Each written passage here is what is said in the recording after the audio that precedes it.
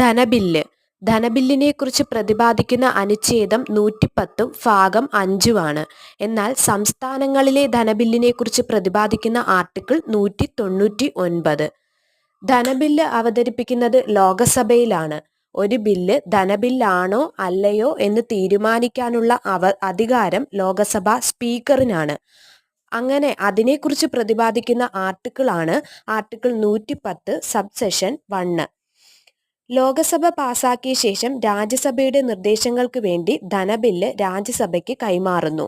രാജ്യസഭയ്ക്ക് ഈ ധനബില്ല് അംഗീകരിക്കുകയോ അതിൽ നിർദ്ദേശങ്ങൾ നൽകുകയോ ചെയ്യാം.